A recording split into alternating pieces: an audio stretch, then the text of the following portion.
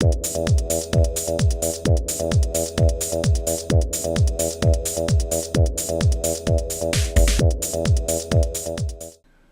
there folks, today I'd like to take a casual peek into the ThunderCats Lion-O action figure set by Bandai America. This figure is part of the first wave of 6-inch scale ThunderCats action figures, and is also based off the new animated series of ThunderCats. This set was first released in 2011 and sold at most major retailers anywhere from $12 to $15. I got this particular set at a Walmart, paying, I believe it was $14, maybe $15. Taking a look at the figure here in the package, you can see the newer animated styling of the Lion-O figure here, and it does come with a few accessories, a couple versions of the Sword of Omens, and a couple versions of the Claw Shield there. And you got a nice piece of artwork there of the character. Over here on the side, it looks like we have an image here that you can actually take a picture of, probably to use online there. On the back, we have the back of the package with the same artwork from the front.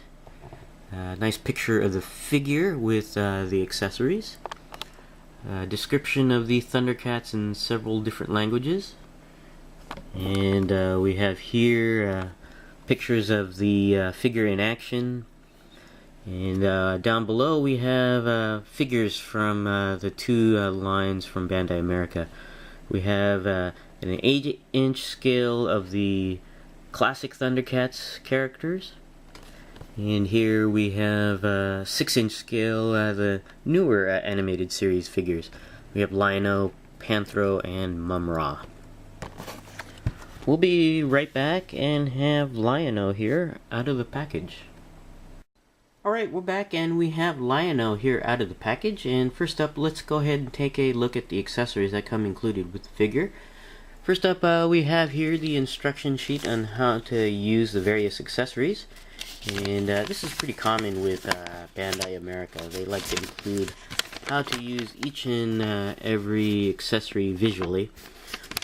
And it's pretty interesting. I think it's really geared more for younger folks that really don't have anyone else to show them how to use these accessories.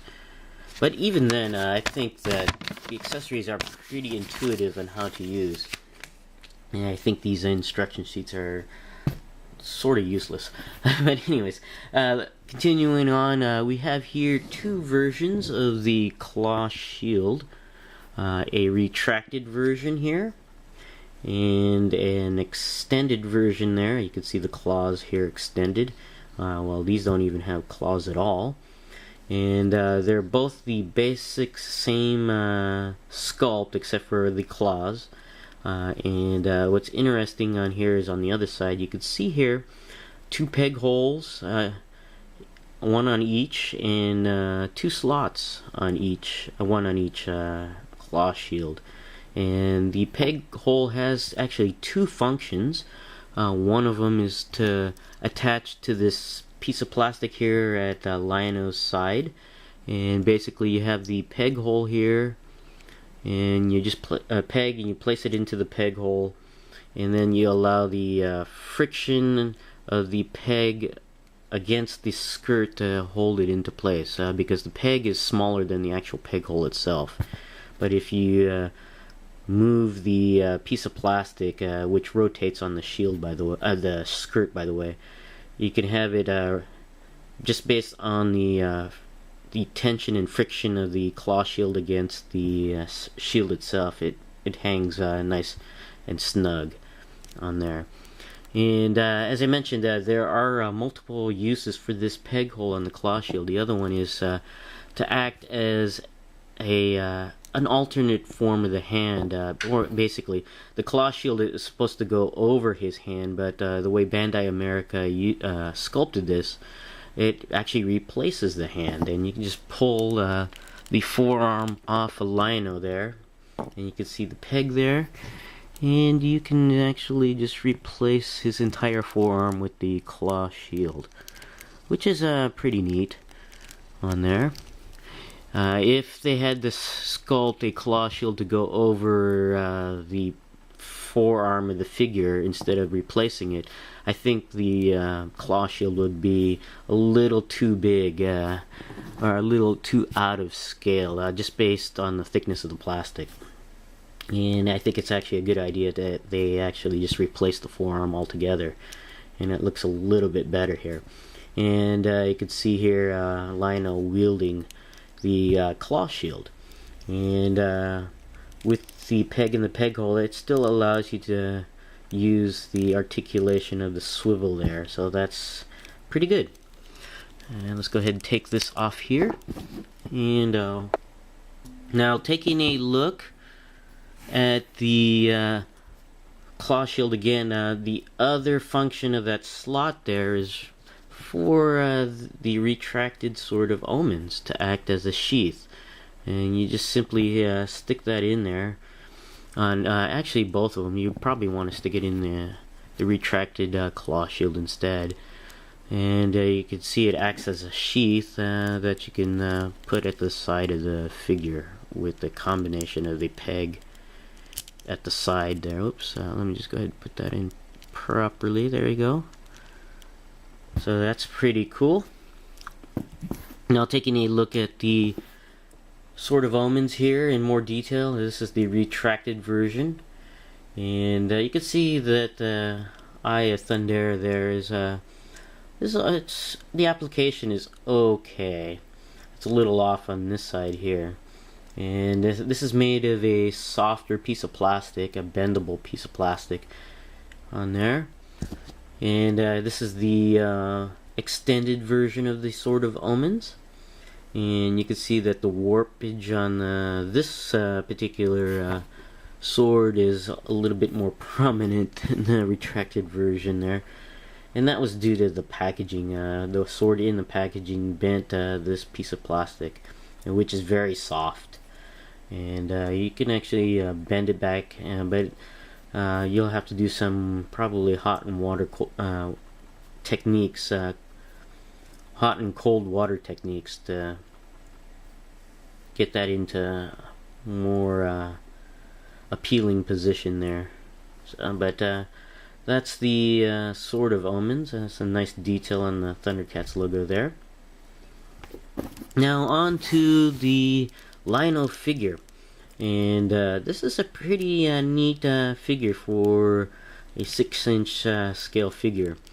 They have an 8-inch scale for the classics version, so which is pretty neat. They don't have one for the new animated version, but they decided to stick with a 6-inch scale version for the new animated version. And this Lion-O figure actually represents that new animated style pretty well. And I believe that Lion-O is supposed to represent a younger version of Lion-O compared to the classic animated series. And you can see the styling looks very much like the new animated series, almost anime-ish in quality there. You can see the mane of red hair here in unpainted red plastic there. And taking a look at the face sculpt, this one is actually pretty decent. There's one thing you do have to watch out if you're looking for this particular figure on the shelves. A lot of the figures, the eye application is just a little bit off, and I was able to find one here that actually is just right on there. Pretty neat. Now taking a look at the rest of the figure, you can see that this Lion-O is clad in armor, and he has a shoulder armor here made of a very soft plastic that allows some movement here to allow the articulation of the arm. So that's kind of cool. And you have the chest plate here, and the straps on there. Actually a nice sculpting detail on the front, very cool. On the back you got some screws here. That's unfortunate there, but easily overlooked. And it's typical of Bandai America on their build quality. And continuing on here, you can see Some more sculpted armor on the arms here. A nice painted strap there. And you have his forearms here to represent fur on his arm. And over here we have some more armor pieces for the belt and leg skirt area. And this is actually a separate piece of plastic. It's not molded part of the torso or glued in. It's actually loose. You can actually move it around. And what's neat about this side skirt here is just like the shoulder armor, it's softer plastic, so you can actually bend it outwards to allow the articulation of the leg. So that's kind of cool. You can see some more details on the ThunderCats logo on the belt. That's actually pretty neat. And then you have this piece of plastic to hold the claw shield, and it rotates on there. You can see, so you can fit it in. The claw shield, that is. Continue on, you have some detail here on the legs, the leggings of Lion-O there, as simple unpainted plastic there. And then you have the, I guess the shin and knee guard here. Although they're two separate articulation points here, but they're painted in the same color to represent one piece on there, even though you can break that up here with the bend of the knee. And you got the feet here, some toenails here, and so a little bit of fur sticking out. And on the other side you can see the back of his leg there in fur as well, although they did not paint the straps like they did here on the arm.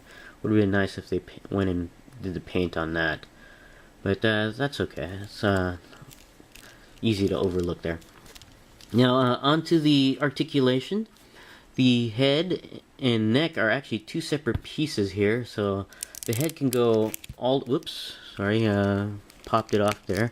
It can go all the way around on a, looks like a ball joint, and go up and down as well. And the arms can go all the way around and can go out and in. And for this arm, you can bend the arm outwards due to the looseness of the shoulder armor here, but you really can't get it all the way around. But you can get it in most positions though. The arms do go all the way around at the bicep. There are double joints at the elbow, which is nice.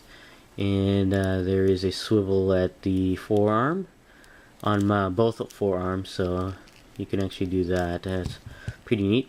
And very interesting joint at the wrist that allows the hand to go side to side, unlike most hinged wrist joints where it can go in and out.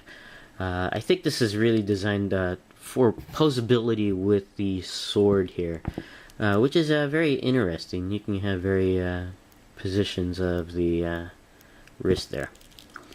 The torso is made up of two joints and is restricted on each of the joints in that the top torso joint can go side to side but cannot go up or down, while the lower torso joint can go up and down but not really side to side. So it's a combination of these two joints to allow various poses with the torso.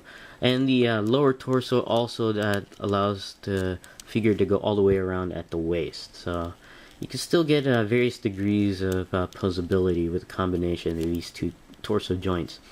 The legs can go up, down, and slightly to the back and out to the side. You can see the armor piece there allowing that movement. There is a swivel cut at the thigh. There's a double joints at the knees, which is nice. And the feet can go up and down on a hinge joint, which is pretty good. And there is also an ankle pivot, which is very nice. So really a decent amount of articulation for this figure, especially coming from Bandai America, which is not too common. And it's very neat that they did that for this particular line, because this is a line I really enjoy. This is my casual peek into the ThunderCats Lion-O action figure. Thanks for watching, and I'll see you guys next time.